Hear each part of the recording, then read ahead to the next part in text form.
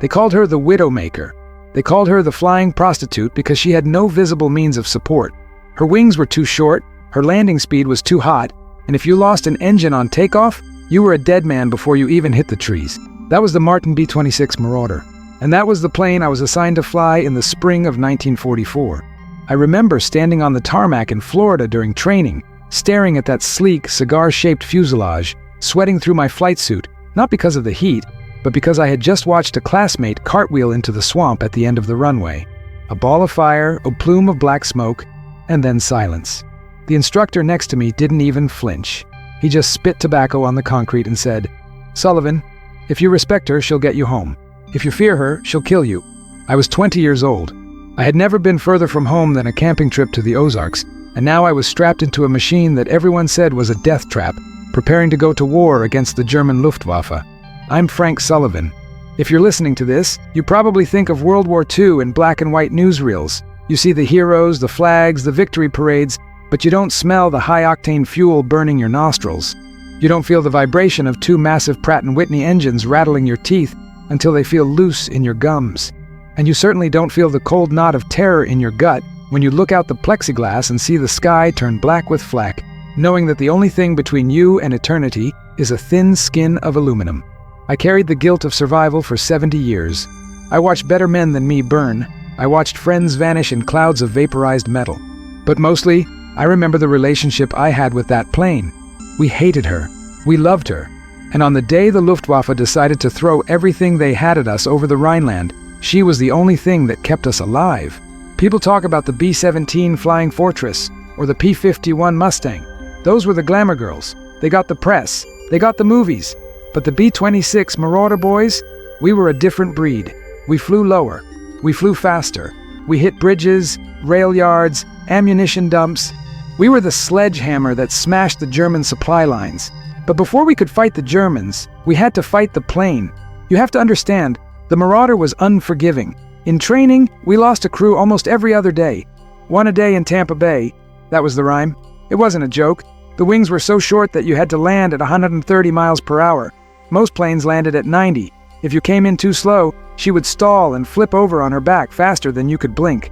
You had to fly her all the way to the ground. There was no gliding, there was no gentle touchdown. It was a controlled crash every single time. My crew was a mixed bag, like every crew in the Army Air Forces. I was the co-pilot. My pilot was a guy named Miller, a tall, silent Texan who handled the yoke like he was wrestling a steer. He didn't talk much, but he knew the numbers. He knew exactly how much manifold pressure we needed to get off the ground with a full bomb load. Then there was Kowalski, our bombardier, a kid from Chicago who prayed the rosary every time the engine started, and Harris, our tail gunner, a scrawny farm boy who claimed he could shoot a fly off a fence post at 100 yards. We were kids. That's the thing you forget. I look in the mirror now and I see an old man, but inside, I'm still that 20-year-old kid shaking in the cockpit, praying the engines don't quit. When we finally got to England, the reality of the war hit us like a brick wall. It wasn't the combat at first, it was the empty bunks. You'd walk into the Quonset hut after a mission and see a guy packing up the personal effects of the crew that didn't come back. A letter to a mother, a picture of a girl, a lucky deck of cards that wasn't so lucky. You learned not to make friends with the new guys. You waited until they survived 5 missions, then 10. If they made it past 10, maybe you'd learn their first name. It sounds cold, but it was survival. If you mourned everyone, you'd go crazy. And we needed to be sharp. The Germans had moved their anti-aircraft guns to protect the bridges in France. We called it flak. It sounds like a comic book word, flak. But let me tell you, when 88mm shells are bursting around you, it sounds like gravel being thrown against a tin roof. It's a distinctive sound. Crump, crump, clatter. And then the smell of cordite fills the cockpit. Our first few missions were milk runs, easy targets, coastal defenses. We dropped our bombs and turned for home before the German fighters could scramble. We started to get cocky. We started to think maybe the Marauder wasn't so bad. She was fast, faster than most German fighters at low altitude. We could take a hit and keep flying. We started to trust her. Miller even named our plane the Bad Penny because we always turned up. But war has a way of humbling you just when you think you've got it figured out. It was late 1944. The Allies were pushing toward the German border. The resistance was stiffening. The Luftwaffe, which we had been told was defeated, was gathering for a last stand. We were briefed for a mission deeper into enemy territory than we'd ever gone, a marshalling yard near the German border, vital for their supply lines. We were told to expect moderate flak and possible fighters. In military intelligence, moderate means heavy, and possible means guaranteed. We took off at dawn. The fog was heavy over the airfield. That was the first danger. Taking off in a B-26 with a full bomb load in fog is like playing Russian roulette. You can't see the end of the runway. You just push the throttles forward, watch the needles, and pray. If you lose an engine, you don't abort. You can't stop. You just crash off the end. I remember watching Miller's hands on the throttles, his knuckles white. The engines were screaming, that high-pitched whine that gets into your bones. The plane was vibrating, shaking, fighting to stay on the ground. And then, that moment of weightlessness. We were up, we climbed through the soup, breaking out into the brilliant blue sunlight at 8,000 feet. It was beautiful. That's the paradox.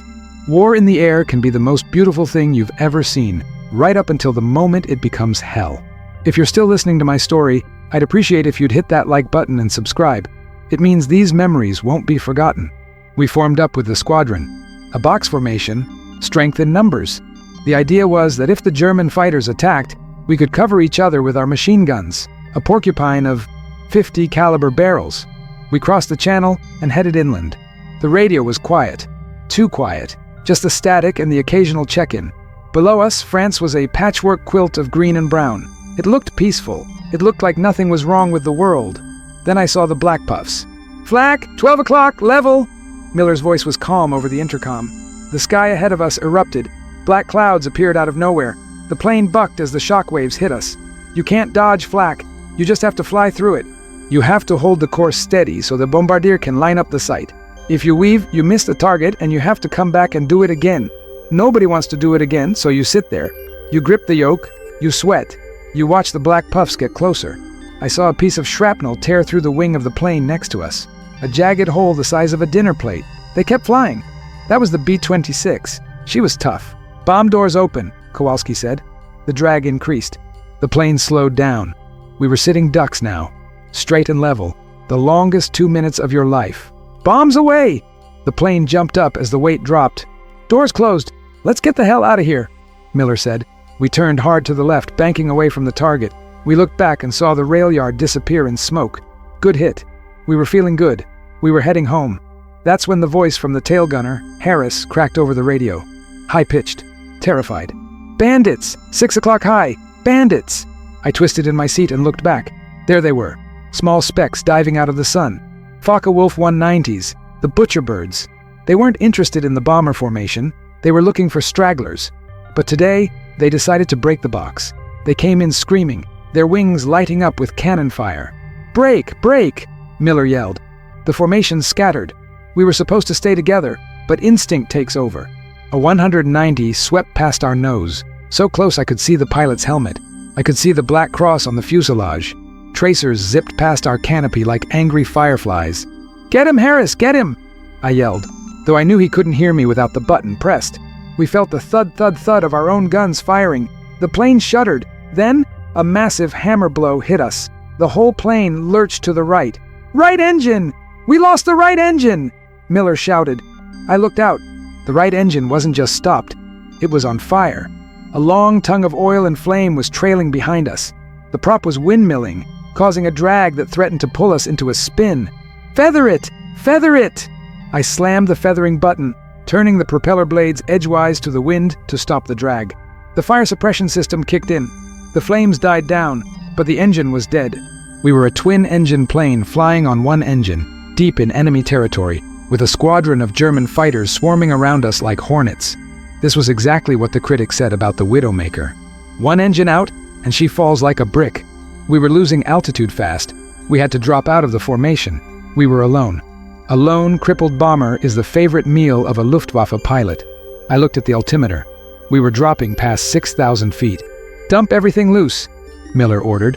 "Guns, ammo, flak vests. Get it out." Kowalski and the radio operator started throwing everything out the waist windows. We needed to lighten the load to keep her in the air. The plane was shuddering, fighting to stay aloft. The left engine was roaring, redlining, doing the work of two.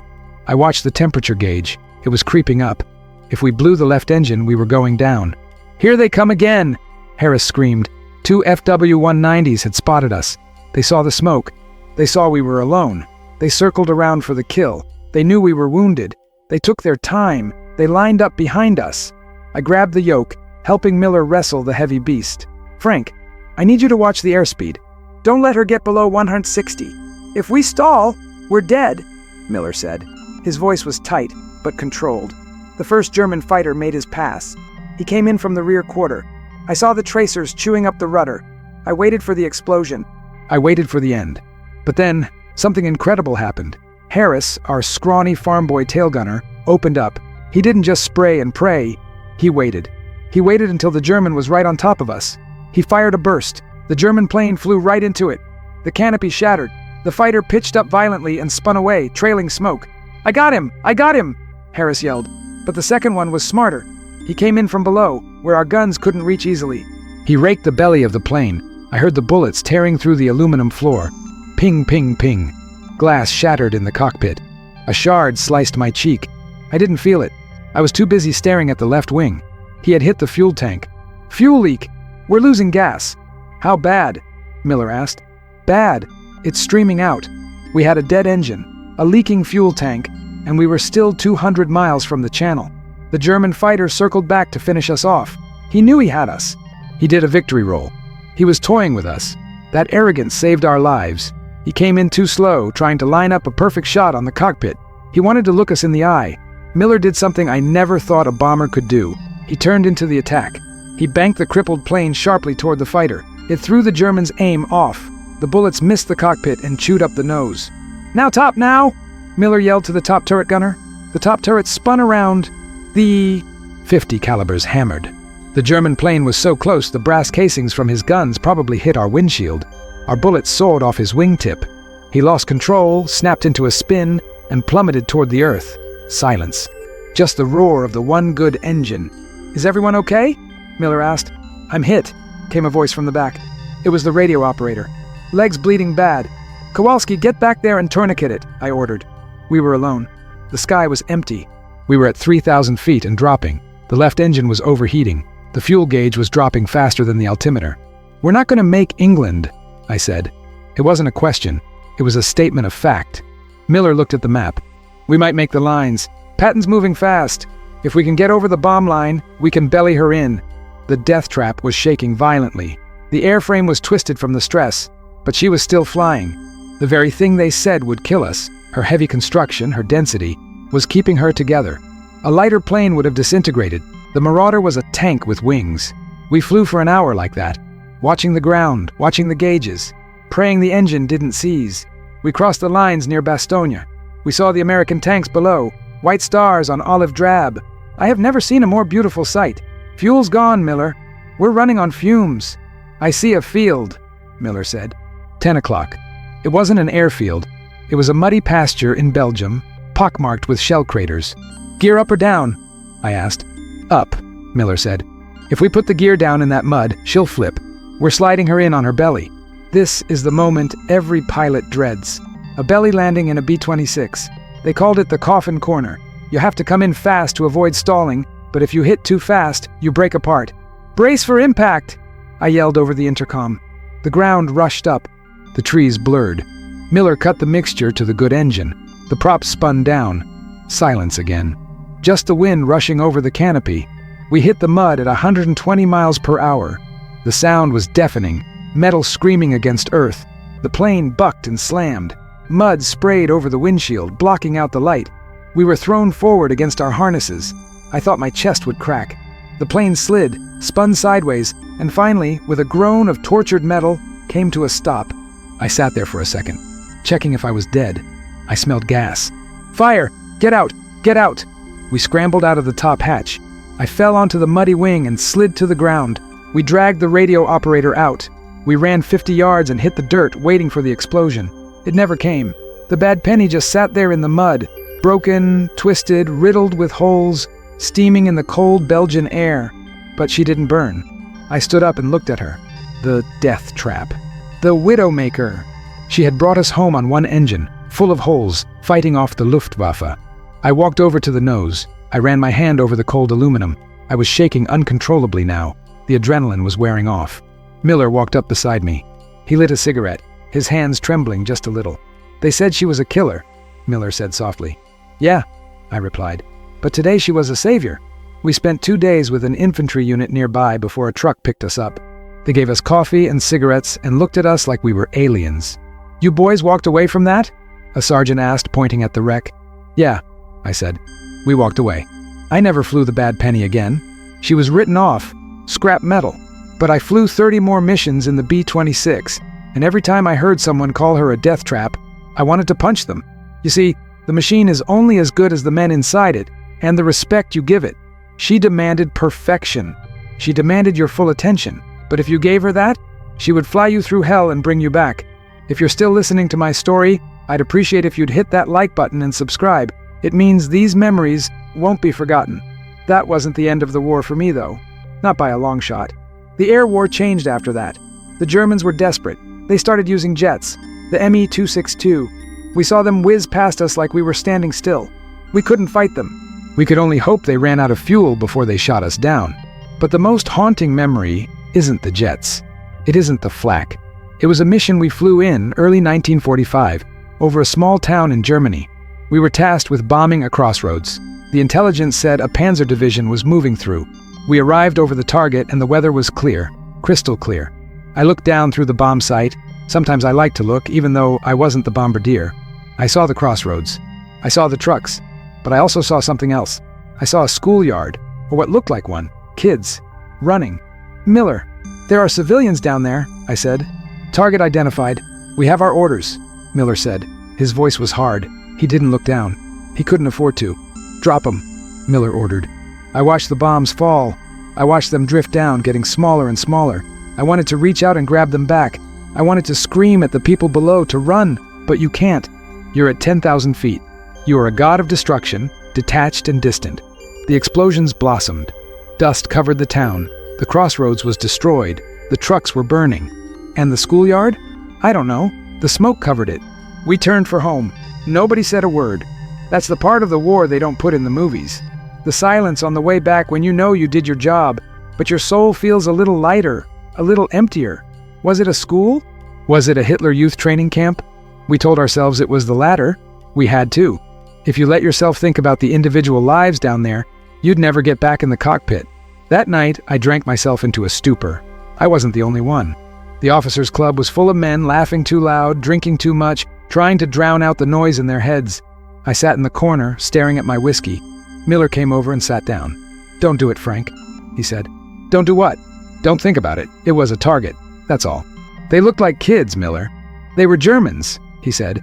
"They started this." He was right, but he was also wrong. We were all just cogs in a machine, grinding each other into dust. The war ended for me in May 1945. I remember the day. We were on standby for a mission that never came. The radio announced the surrender. Guys were cheering, firing guns into the air. I just sat on my bunk and cried. Not tears of joy, just exhaustion. Absolute, bone-deep exhaustion. The adrenaline that had sustained me for a year suddenly vanished, leaving me hollow. I packed my bag. I had my flight jacket, my lucky coin, and a piece of shrapnel I'd dug out of the fuselage of the Bad Penny. Coming home was strange. One day you're flying over burning cities, dodging death every second. The next day, you're sitting in a diner in Brooklyn ordering a hamburger, and the guy next to you is complaining about the price of coffee. They didn't know. They couldn't know. How do you explain to a civilian what it smells like when a plane burns? How do you explain the sound of a man praying over the intercom while he bleeds to death? You don't. You swallow it, you bury it, you get a job, you get married, you raise kids, you pretend you're normal. But at night, the dreams come. I'm back in the cockpit. The engines are screaming, the flak is bursting, and I see the Me-109 coming at me. I wake up sweating, reaching for a throttle that isn't there. My wife, God bless her, she knew. She'd just hold my hand until I stopped shaking. She never asked. She knew I couldn't tell her. For years, I avoided reunions. I didn't want to see the old faces. I didn't want to talk about the glory days. There was no glory. There was just survival. But a few years ago, my grandson found my old flight log in the attic. He started asking questions. "Grandpa, what was this plane? The Widowmaker? Was it scary?" I looked at him. He was the same age I was when I signed up, and I realized that if I didn't tell him, if I didn't tell someone, the truth would die with me. The truth about the fear, the truth about the brotherhood, the truth about the machine that everyone hated but that saved my life. I went to a museum recently. They have a B-26 there, restored, painted up like new. I walked up to it.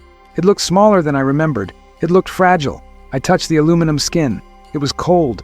A young man, a volunteer, walked up to me. "Careful, sir. Please don't touch the exhibits," he said. I looked at him. I smiled. "Son," I said, "I bled in this plane. I froze in this plane. I think I've earned the right to touch it." He saw the look in my eyes. He saw the faded tattoo on my forearm. He stepped back. "I'm sorry, sir. I didn't know." "It's okay," I said. "Nobody knows anymore." I stood there for a long time. I talked to Miller. I talked to Kowalski and Harris. They're all gone now. I'm the last one left. The last witness to what we did in the skies over Europe. People say the B-26 was a mistake, a design flaw. Maybe it was, but it was our mistake. It was our flaw. And when the chips were down, when the Luftwaffe was swarming, when the world was on fire, that beautiful, terrible machine brought us home. War isn't about machines, though. It's about the choices you make inside them. The choice to hold the formation when every instinct screams at you to run. The choice to turn back and cover a friend. The choice to drop the bombs or to hold fire. I live with my choices. I live with the ghosts of the men we lost and the people we killed. But I also live with the pride of knowing that when the world needed us, we were there. We strapped ourselves into the Widowmaker, and we flew into the teeth of the storm. If you're still listening to my story, I'd appreciate if you'd hit that like button and subscribe. It means these memories won't be forgotten. I want to tell you about one last thing, a specific moment that defines the whole experience for me. It happened on one of those quiet days between missions. We were at the base, tinkering with the engines. A new crew had just arrived. Fresh faces, clean uniforms. They looked at our plane, the Bad Penny. This was the second one we named that after the first one crashed in the mud. It was scorched, patched, leaking oil. One of the new kids, a pilot, looked at it with disgust. "Geez, how does that thing even fly? It looks like a flying wreck." Miller looked up from his wrench. He wiped the grease off his hands with a rag. He walked over to the kid. Miller was a big guy. He loomed over him. "It flies," Miller said quietly, "because we make it fly.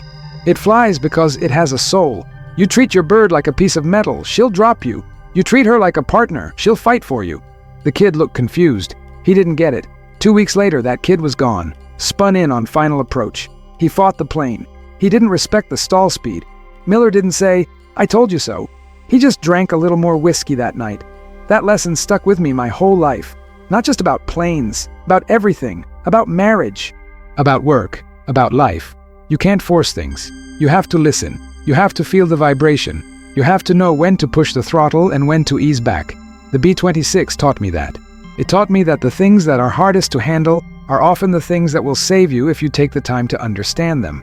So, when you see those pictures of the B-26 Marauder, don't just see a Widowmaker, see a teacher, see a survivor, see the metal shell that held the beating hearts of 4 scared kids from America who grew up too fast at 10,000 feet. I'm Frank Sullivan. I was a pilot. I was a survivor, and I faced the Luftwaffe in a death trap. And I'd do it all again. Thank you for listening. But wait, there's more to this. The war didn't just end with a signature on a piece of paper. The transition home was a battle in itself. And there was one incident after the war involving a German pilot that shook me to my core. It happened in 1952. I was working as a foreman in a factory in Ohio. We had hired a bunch of immigrants, refugees from Europe looking for a fresh start. There was this one guy, Hans, quiet, hard worker, kept to himself. He had a scar running down the side of his neck. We worked together for 6 months before we really spoke. One day during lunch, I was sitting outside looking at the sky. A small Piper Cub flew over. "You like airplanes?" Hans asked. His English was good but heavy with an accent.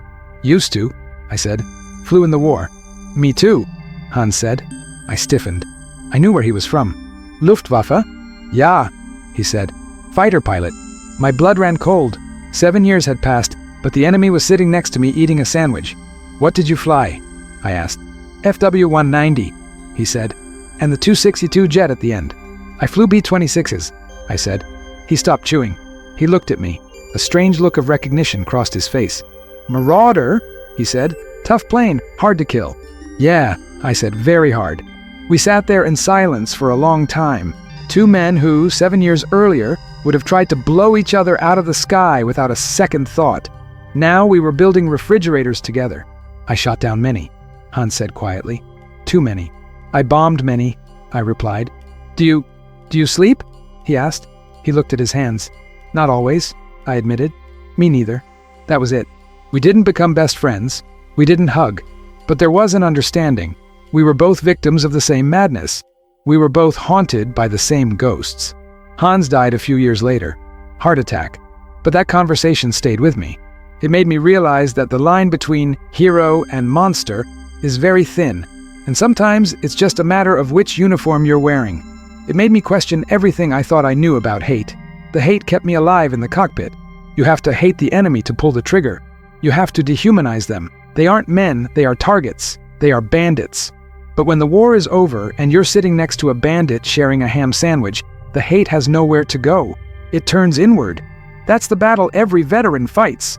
The battle to let go of the hate without letting go of the memory. I hope that by telling this story, by putting it out there in the world, maybe I can let go of a little bit more of it. Maybe some other old guy sitting in his chair listening to this will realize he's not alone. That's why I'm doing this. Not for the likes, not for the views, but for the connection. Because in the end, whether you were in a B-26 or an FW-190, we were all just trying to get home. If you're still listening to my story, I'd appreciate if you'd hit that like button and subscribe. It means these memories won't be forgotten. I want to take you back to one specific mission that I skipped over. It's the one that gives me the most nightmares. It wasn't the crash, it wasn't the jets, it was the mission to the Ardennes during the Battle of the Bulge, December 1944. The weather was atrocious. Fog, snow, ice. The army was getting hammered on the ground. They needed air support, but we were grounded. We sat in the briefing room playing poker, listening to the reports of our boys getting overrun. We felt useless. Finally, on December 23rd, the sky cleared. The Russian high, they called it. Cold, clear air. We scrambled. Every plane that could fly. The target was a bridge near St. Vith. The Germans were pouring tanks across it. We had to drop it. It was cold. My God, it was cold. The B-26 wasn't pressurized or heated well. At 12,000 feet, it was 30 below zero. If you took off your glove to adjust a dial, your skin would freeze to the metal. We formed up. The sky was blue, incredibly blue against the white snow below.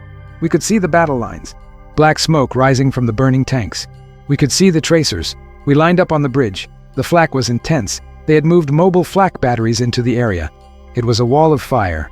Steady, Miller said, steady. We were taking hits. I could hear the shrapnel rattling against the fuselage. Bombs away! We banked hard. I looked back. Direct hit. The bridge collapsed into the river. We cheered. We had done it. We stopped the tanks. But then, on the way back, we got jumped. Not by fighters, but by ground fire from a column we hadn't seen. Small arms fire. Machine guns. A bullet came through the floor and hit Kowalski. He didn't scream. He just slumped over his sight. Kowalski! I yelled. I unbuckled and crawled into the nose. It was a mess. Blood everywhere. Freezingly cold wind rushing in through the bullet holes. I tried to plug the wound. He was looking at me, his eyes wide, terrified. He was trying to say something.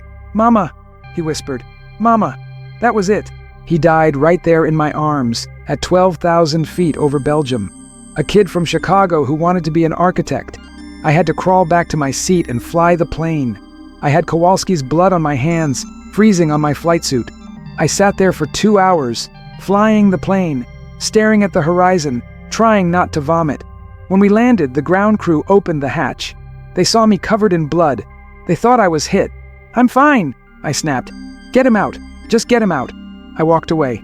I went behind the hangar and scrubbed my hands with gasoline until they were raw. I couldn't get the smell of blood out of my nose.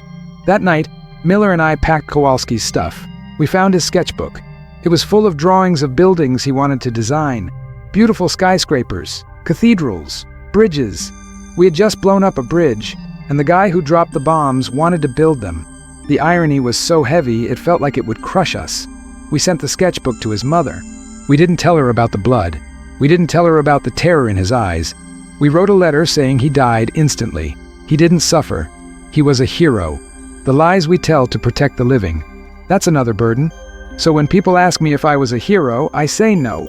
Kowalski was a hero. He gave everything. I just survived. I'm just the witness. And the bad penny? She took the punishment that killed Kowalski. The bullet that hit him came through a spot where the armor plating had been removed to save weight. A calculated risk, a statistic. That's what war is, a series of calculated risks where the math is done in blood. I think about Kowalski every Christmas. I think about the buildings he never built. I look at the skyline of Chicago, and I wonder which one would have been his. These are the things you carry, not the medals. The medals are in a box somewhere in the basement. I don't even know where. But the faces? The faces are right here, behind my eyelids, every time I close them. This script is getting long, I know, but I can't stop. Once you open the tap, it all comes pouring out. It's like draining an abscess. It hurts, but it's necessary. I want you to understand the noise of war. It's not just the explosions, it's the constant grinding mechanical noise. Engines, generators, trucks, radios. You never have silence. Silence becomes a luxury. Silence becomes scary because silence means something is wrong, or silence means everyone is dead. When I came back to the States, the quiet of the farm drove me crazy. I had to sleep with a fan on just to have some white noise. I couldn't handle the birds chirping. It sounded too peaceful. It sounded fake. It took me 10 years to be able to sit in a quiet room and not feel like I needed to check my 6.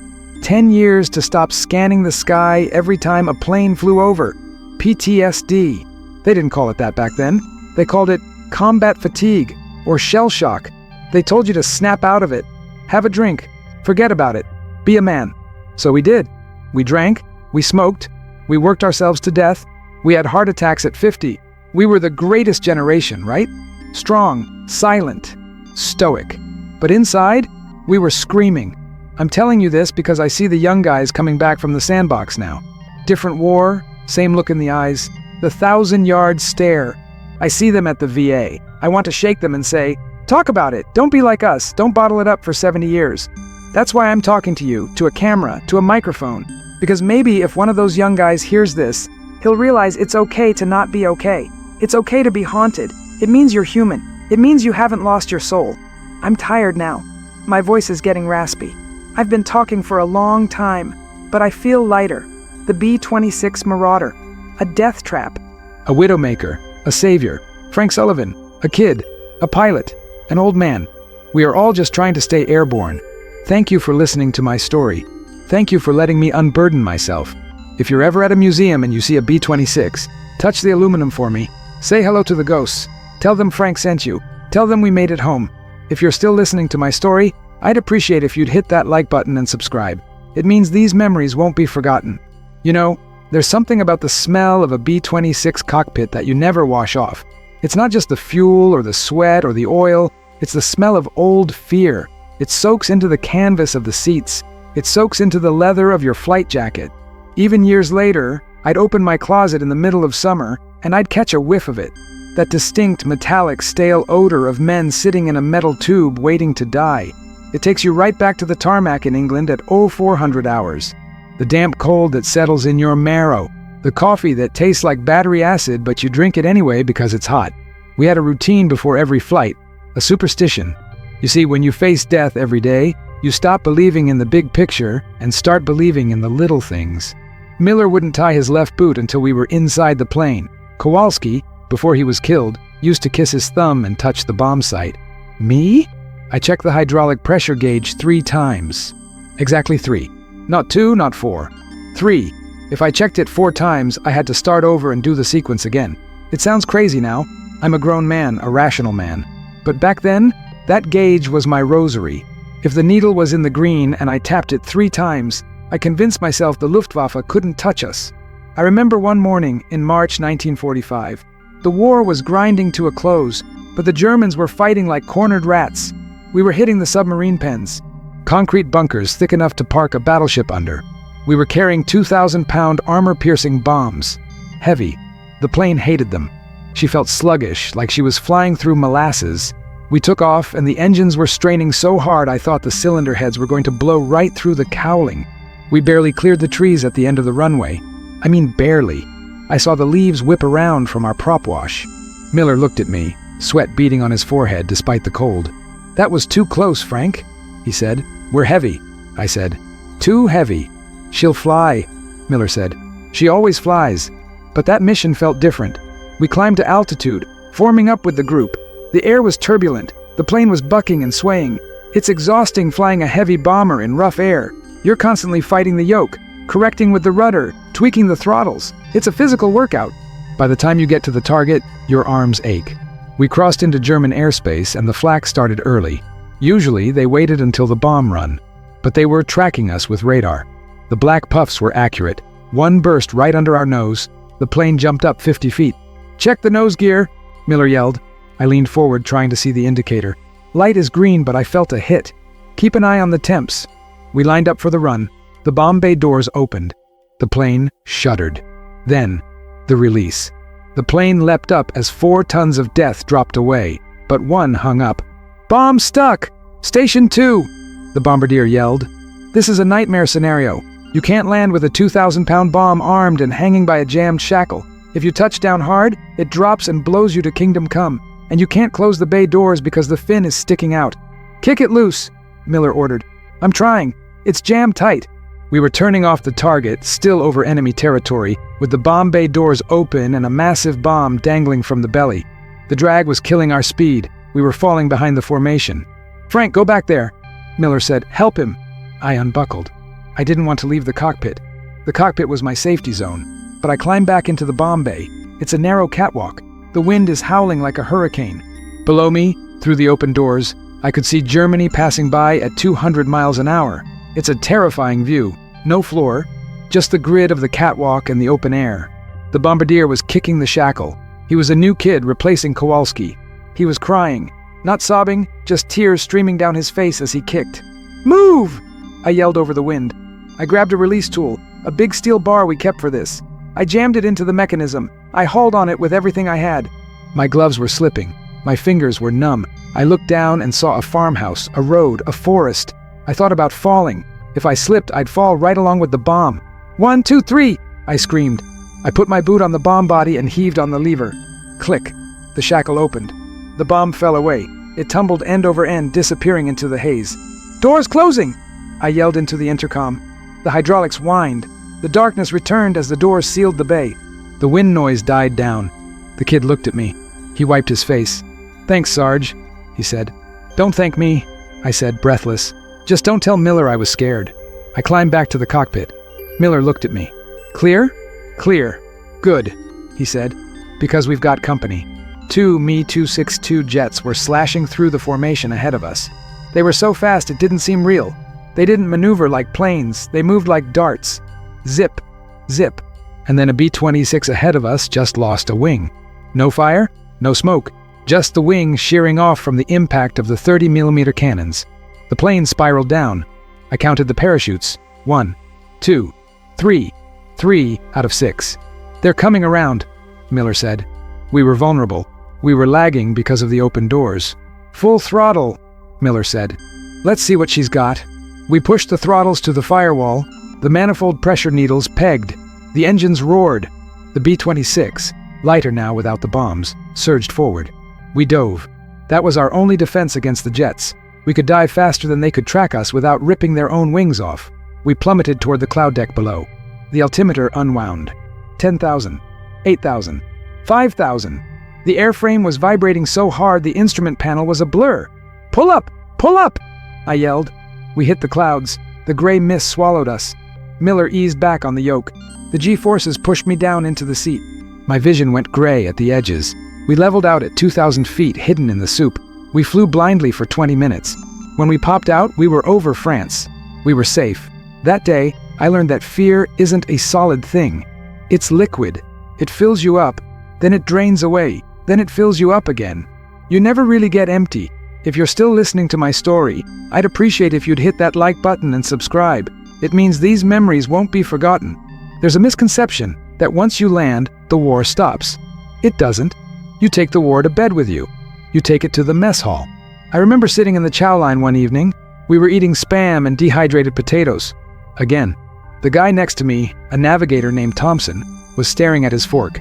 "You know," he said quietly, "I think I killed a horse today." I looked at him. "What?" "On the strafing run, after the bombs. We went down to shoot up a convoy. There was a horse pulling a cart. I saw it go down." He looked devastated. He had just leveled a factory that probably had 50 people in it. but the horse was what broke him. "It's war, Thompson," I said. "Everything dies." "Yeah," he said, "but the horse didn't sign up for this." That stuck with me. The innocence of the collateral damage. We destroyed so much. Bridges, houses, trees, animals. We reshaped the geography of Europe with high explosives. And for what? To move a line on a map 5 miles to the east? I started looking at the maps differently. I stopped seeing strategic objectives. I started seeing people's homes. I started seeing the centuries of history we were erasing. A church built in 1600? Gone in 2 seconds. A village that had stood since the Middle Ages? Rubble. We were the erasers. And the B-26 was the rubber. Then came the end. May 1945. VE Day. Victory in Europe. We expected a moment of revelation. A choir of angels. Something. But it was just quiet. The teletype machine clattered the news. Germany surrenders, cease all offensive operations. I walked out to the flight line. The ground crews were painting victory on the nose of a bomber. Someone had cracked open a case of captured German wine. I sat on the wheel of the Bad Penny. I lit a cigarette. I looked at the sky. It was empty, no flak, no fighters, just clouds. I felt lost. For a year, my entire existence had been defined by the mission. Wake up brief. Fly, fight, survive, sleep. Now the mission was over. Who was I? I wasn't a pilot anymore. I was just Frank Sullivan from Ohio. And I didn't know if Frank Sullivan fit in the world anymore. Miller came over. He handed me a bottle of wine. "It's over, Frank." "Yeah. What are you going to do?" "I don't know," I said. "Go home. Get a job." "You gonna keep flying?" I looked at the plane. The oil dripping from the cowl. The patches on the skin. "No," I said. "I think I've used up all my luck. If I get in a cockpit again, the law of averages is gonna catch up with me." Miller nodded. "Me too. I'm going back to Texas, gonna buy a ranch, stay on the ground, maybe get a horse." "Don't tell Thompson about the horse," I said. Miller chuckled. It was a dry, rasping sound. We hadn't laughed in a long time. The trip home was a blur. A troop ship. Crowded. Smelling of vomit and diesel. We played poker for cigarettes. We talked about girls. We talked about cars. We avoided talking about the things we saw when we closed our eyes. When the Statue of Liberty came into view, the whole ship went silent. Thousands of men, hardened killers, battle-weary veterans just staring at that green lady. I saw guys drop to their knees. I saw tough sergeants wiping their eyes. I didn't cry. I just felt a heavy weight settle in my chest. I was home. But home wasn't the same. The streets looked smaller. The people looked softer. They walked around with no urgency. They didn't look at the sky. They didn't flinch at car backfires. I felt like an alien. I remember the first Sunday dinner at my parents' house. My mom made a roast. My dad, my uncle, my sister were there. "Tell us about it, Frank," my uncle said. He was a WWI vet, but he never saw combat. He was a supply clerk. "Did you get any Jerry's?" The table went quiet. They were all looking at me, expectant. They wanted the John Wayne version. They wanted the heroism. I looked at the roast beef. It was rare. Red juice on the white plate. I felt the bile rise in my throat. I can't." I stood up. "Excuse me." I walked out to the porch. I sat on the swing and shook. My dad came out a few minutes later. He sat beside me. He didn't say anything. He just handed me a cigarette. We smoked in silence. "You don't have to tell them," he said finally. "You don't have to tell anyone. I just want to forget, Pop." "You won't," he said. "But it gets quieter. The noise gets quieter." He was right. It did get quieter, but it never went away. I got a job at an auto plant, putting doors on sedans. It was repetitive, mindless. I liked it. I didn't have to think. I didn't have to make life or death decisions. I just tightened the bolts, checked the alignment. Next car. But the B-26 was always there. Sometimes, on a rainy Tuesday, I'd look at the hydraulic press in the factory, and the sound of it hissing would transport me right back to the bomb bay. I'd be 19 again, freezing, praying, watching the flak burst. I'd have to grip the wrench until my knuckles turned white to keep from diving under the assembly line. My coworkers thought I was intense. "Frank's a serious guy," they'd say. "Don't mess with Frank." They didn't know I wasn't being serious. I was just trying to hold it together. I was trying to keep the plane flying level in my head. If you're still listening to my story, I'd appreciate if you'd hit that like button and subscribe. It means these memories won't be forgotten. One of the strangest things was the nightmares about the sound. The Marauder had these Pratt & Whitney R2800 double wasp engines, 18 cylinders, 2,000 horsepower each. When they were synchronized perfectly, they had a throbbing hum. Wum, wum, wum, wum. But if they went out of sync even a little, the vibration was bone-shattering. In my dreams, I'd be in the cockpit, and the engines would start screaming. The props would overspeed, the pitch would go higher and higher until my teeth hurt. I'd be pulling the prop levers trying to feather them, but the levers would come off in my hands. The plane would start to shake apart, rivets popping like gunfire, the wings folding up, and I'd wake up in a cold sweat screaming, "Feather it! Feather it!" My wife Sarah, she was a saint. She'd wake up. She wouldn't try to hug me immediately. She knew I might swing out. She'd turn on the lamp.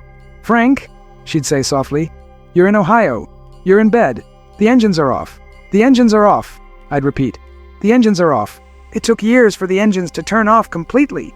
And there were the reunions. For the longest time, I refused to go. Why would I want to go back to a hotel ballroom and drink cheap beer and talk about the worst year of my life?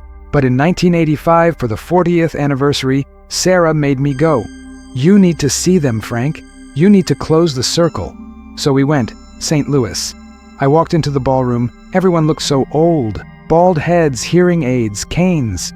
Were these the boys who flew the Widowmaker? Were these the sky gods? Then I saw Miller. He was in a wheelchair. He had had a stroke. One side of his face was sagging, but his eyes were the same, sharp, blue, the eyes of a pilot. I walked over. "Miller," I said. He looked up. He squinted. Then he smiled, a crooked, beautiful smile. "Sullivan," he rasped. "You checked the hydraulic pressure?" I laughed. I actually laughed. 3 times, Miller. Exactly 3 times. He grabbed my hand. His grip was weak, but I felt the electricity, the connection. "We made it, Frank," he said. "Yeah, Skipper. We made it." We sat there for hours. We didn't talk about the missions. We didn't talk about the flak or the blood or the fear. We talked about our grandkids. We talked about our gardens. We talked about the football game. But underneath the small talk, there was a current of understanding. We knew. We knew what it felt like to cheat death. We knew what it felt like to be the only thing standing between a crew and a fiery grave. That reunion saved me. It made me realize that I wasn't carrying the burden alone. We were all carrying a piece of it. And together, the load was lighter. Miller died 2 years later. I went to the funeral in Texas. It was a hot day. The wind was blowing the dust around. A lone bugler played taps. I stood by the grave and I looked up. And I swear to you, for a fleeting second, I saw a shape in the clouds. A sleek, cigar-shaped fuselage. Short wings. High tail. The Bad Penny. Coming to pick him up. "Fly safe, Skipper," I whispered. "Keep the nose up in the turns." Now looking back, I think about the legacy of the B-26. History hasn't been kind to her. They call her a dangerous plane. A mistake. But I defend her. She was a hot ship. She was advanced for her time. She required a pilot who knew what he was doing. She didn't suffer fools. In a way, she was like the war itself. It didn't tolerate mistakes. It demanded everything you had. And if you gave it everything, if you were lucky, you survived. Luck. That's the word that keeps coming back. Why me? Why did the shrapnel hit Kowalski and not me? He was 2 feet away. Why did the engine fire go out on that mission over the Ruhr, but burn the wing off Jones's plane the next week? There's no rhyme or reason, no karma, no justice, just physics and probability. A 1/4 inch of aluminum, a slightly different angle of approach. A dud fuse. That randomness is terrifying. It makes you feel small. It makes you realize that you are not the master of your fate. You are just a leaf in a hurricane, but you have to find meaning in it. You have to.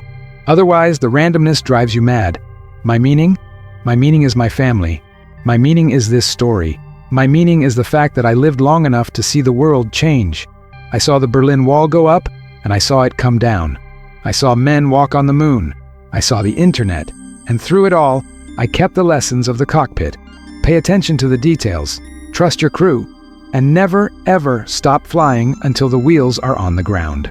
If you're still listening to my story, I'd appreciate if you'd hit that like button and subscribe. It means these memories won't be forgotten.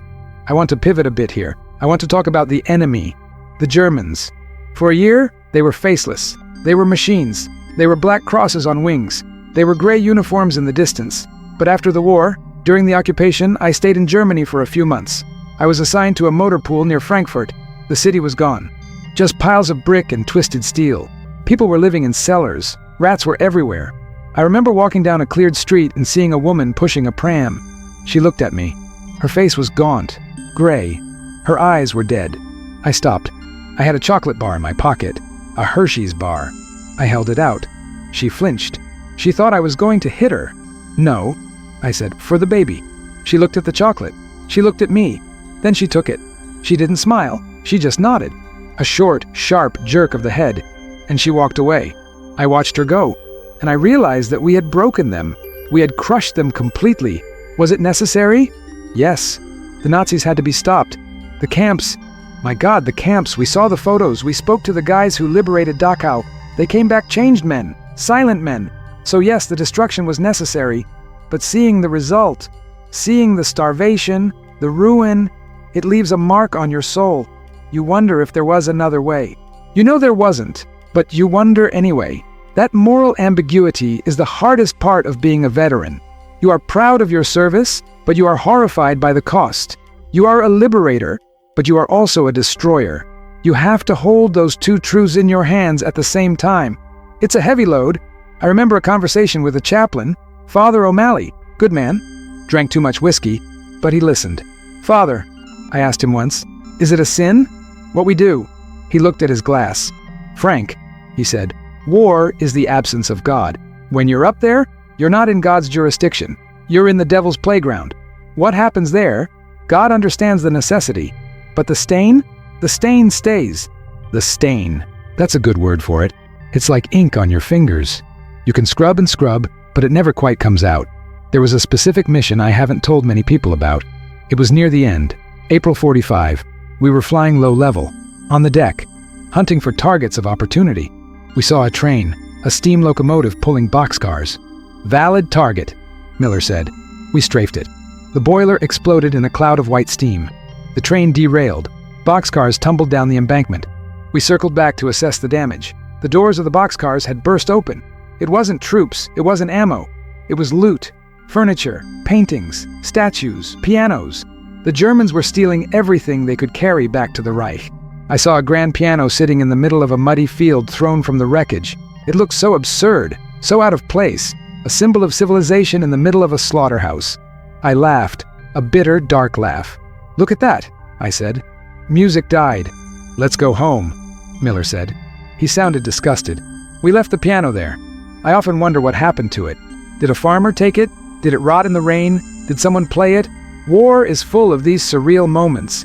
Moments that look like a Salvador Dali painting. You see things that shouldn't exist together. A dead soldier clutching a teddy bear, a burning tank next to a blooming apple tree, a B-26 Marauder, a machine of death named the Bad Penny, carrying 4 boys who just want to see their moms. I'm getting tired again. The memories, once you start pulling them out, they're heavy. They have physical weight. But I have to finish this. I have to tell you about the night the war actually ended for me. It wasn't VE Day. It wasn't when I got my discharge papers. It was 1950, 5 years later. I was sleeping, and for the first time in 5 years, I dreamt of flying, but there was no flak. The sky was clear, the engines were humming a perfect tune. I looked out the window and I saw Miller. He was in the other seat. He looked young. He was smiling. "Nice view, Frank," he said. "Yeah," I said. "Nice view." We flew for hours in that dream, just flying, over mountains, over oceans. It was peaceful. I woke up and I didn't reach for the throttle. I didn't scream. I just lay there listening to my wife breathe. And I knew I had finally landed. The wheels were down. The props were stopped. The mission was over. It took 5 years to land that plane.